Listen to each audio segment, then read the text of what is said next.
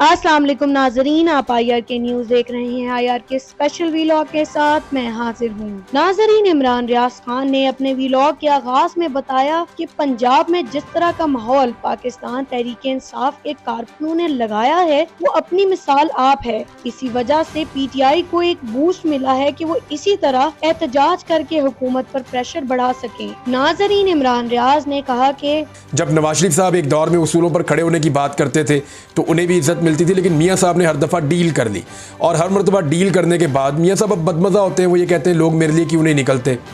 मियाँ साहब ने अपने मुंह से कह दिया कि भेड़ बकरियों की तरह इमरान खान के पीछे ना चलें, लोगों को ये कह दिया। तो लोग तो बादशाहूर है मियाँ साहब। भेड़ बकरियाँ पता कौन थी? भेड़ें और बकरियाँ वो थीं जिनको आप हाँक कर ले आए थे कौमी असम्बली में थोड़े दिन पहले, जो लोग मुसव्वदा पढ़े बगैर आईनी तरमीम पर वोट डालने जा रहे थे। भेड़ें और बकरियाँ तो ऐसी होती हैं कि जिन्हें ये पता ही नहीं है कि तरमीम क्या होने जा रही है, आईने पाकिस्तान में क्या तब्दीली हो रही है। बस उन्हें कह दिया गया, हाँक कर उन्हें पहुंचा दिया गया। बेचारे अपनी मर्जी से बाथरूम भी नहीं जा सकते। एक के घर में कोई बीमार है तो वो बीमार को देखने नहीं जा सकता। इतना सा भी ट्रस्ट उनके ऊपर नहीं किया जा रहा था। ये होती है भेड़ और बकरी। और मामला ये है कि वो अपने मुँह से कहते हैं कि हमें तो पता ही कुछ नहीं था। तो मियाँ साहब, आप चाहते हैं कि इस तरह की आपको सारी भेड़ें और बकरियाँ मिले तो पाकिस्तान की आवाम में अब आपको नहीं मिलेगा।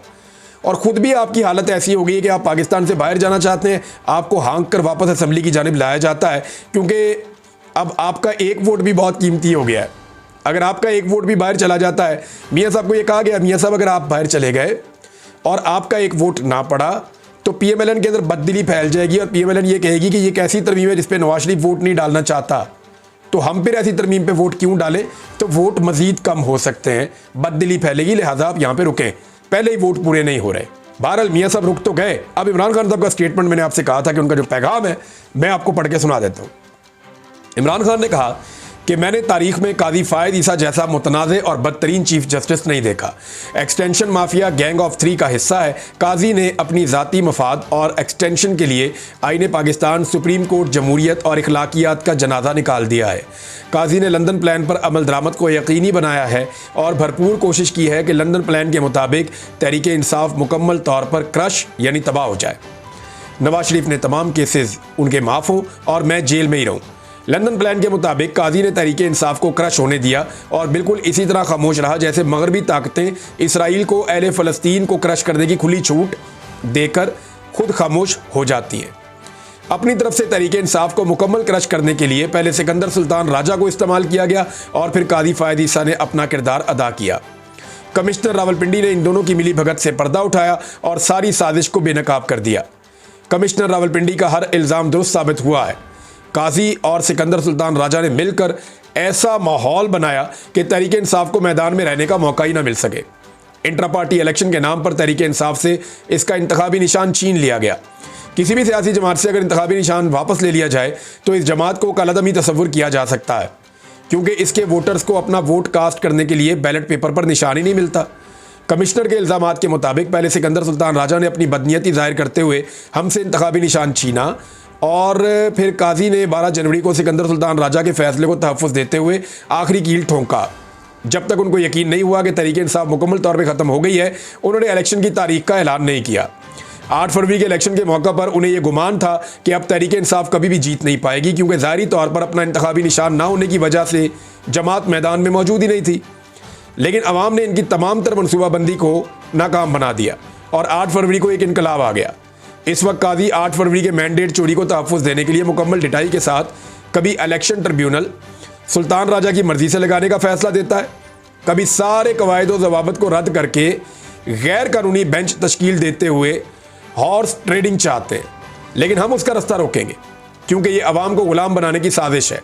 अप्रैल 2022 में जब हमारी हुकूमत साजिश करके गिराई गई तो इल्ज़ाम लगाया गया कि पाकिस्तान दुनिया में मुकम्मल तौर पर तनहा हो चुका था, जो कि सरासर झूठ पर मबनी प्रोपेगेंडा था।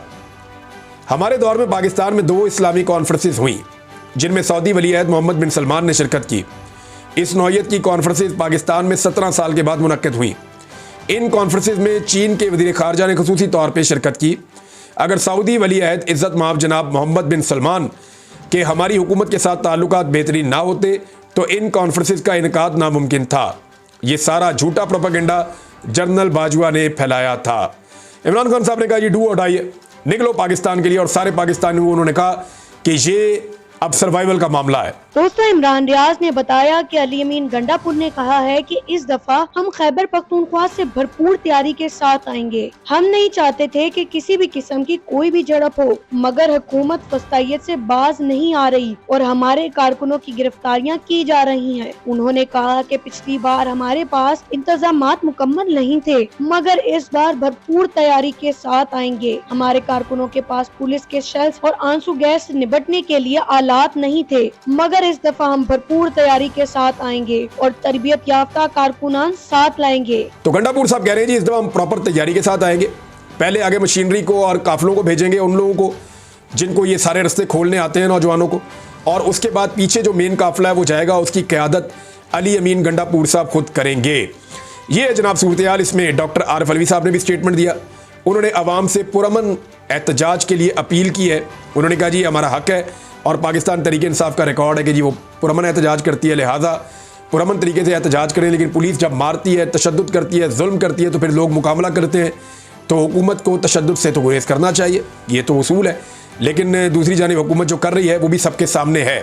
नाजरीन, उसके बाद इमरान रियाज ने पीटीआई के एहतजाज के हवाले से बात करते हुए कहा कि पीटीआई ने हुकूमत की रुकावटें डालने के बावजूद भी फैसलाबाद, मियांवाली और बहावलपुर में जबरदस्त एहतजाज किए हैं। उन्होंने कहा कि बहावलपुर में भी अवाम ने बड़ी तादाद में शिरकत की, मगर फैसलाबाद और मियांवाली की अवाम ने कमाल कर दिखाया। तमाम तर रुकावटों के बावजूद भी एक इंतहाई जबरदस्त एहतजाज किया गया। खुसूसन फैसलाबाद के हवाले से उन्होंने बताया कि रबर की गोलियों के बावजूद भी कारकुनान हिम्मत नहीं हारे, बल्कि डटकर हालात का मुकाबला किया और शानदार एहतजाज किया। इस एहतजाज के हवाले से मजीद गुफ्तगू करते हुए उन्होंने बताया कि हुकूमत ने बड़ी मदद की पाकिस्तान तरीके इंसाफ की शहरों को बंद करने में। सिर्फ यही शहर नहीं, आसपास के इलाके और सड़कें और सब कुछ बंद कर दिया। जो मेन शाहराहें वो भी बंद कर दी, तमाम रास्ते भी बंद कर दिए। भावलपुर में जो है वो शौकत बसरा साहब की कॉल थी, उनके लोगों ने बड़ा ज़बरदस्त एहतजाज किया। फिर ओन बप्पी साहब ने एक लीड की रैली बहुत बड़ी, उन्होंने भी एहतजाज किया, और भी कुछ और लोग उन्होंने किया। लेकिन भावलपुर उतना कामयाब नहीं रहा अगर मुकाबला करें फैसलाबाद और मियांवाली से। भावलपुर कोई कम नहीं था, एहतजाज बड़ा ज़बरदस्त था, लोग निकले हैं, उन्होंने मुकाबला किया है। लेकिन फैसलाबाद के लोगों ने हद कर दी है। मार खाने के बावजूद, बार बार पुलिस की जानिब से टॉर्चर, गिरफ्तारियों के बावजूद आज सैकड़ों लोग गिरफ्तार हुए हैं पंजाब में। इन तीनों शहरों में बहुत बड़े पैमाने पर गिरफ्तारियां हुई हैं, और आज ही नहीं, ये पिछले 2 दिनों से जारी थी। तो हर किस्म की फस्तायत के बावजूद लोगों ने डटकर मुकाबला किया और अपना एहतजाज कामयाब बनाया है। तो फैसलाबाद के बारे में मैंने आपको सारी सूरत-ए-हाल बताई। अब आप आ जाए मियांवाली। मियांवाली के बारे में हम सब पहले जानते थे कि मियांवाली पीछे नहीं हटेगा, इमरान खान साहब की कॉल पे निकलेगा। वो लोग बड़े सख्त हैं, तो मियांवाली के अंदर बंदोबस्त भी बहुत सख्त किया गया था। बड़े पैमाने पे ट्रक्स और कंटेनर्स लगाए गए थे, रास्ते बंद किए गए थे, आंसू गैस की शेलिंग की गई, गिरफ्तारियां की गई। लेकिन इसके बावजूद मियांवाली के शहरी डट गए। वहाँ से ऐसे मनाजिर भी आए हैं कि सामने से जो है वो, अच्छा कुछ जगहों से रिपोर्ट हुआ कि स्टेट बुलेट्स भी फायर हुई हैं। ये हसनैन है और वो रिपोर्ट करते हैं नया पाकिस्तान में, तो उन्होंने रिपोर्ट किया कि स्टेट फायरिंग हुई है और लोग बाल बाल बचे हैं।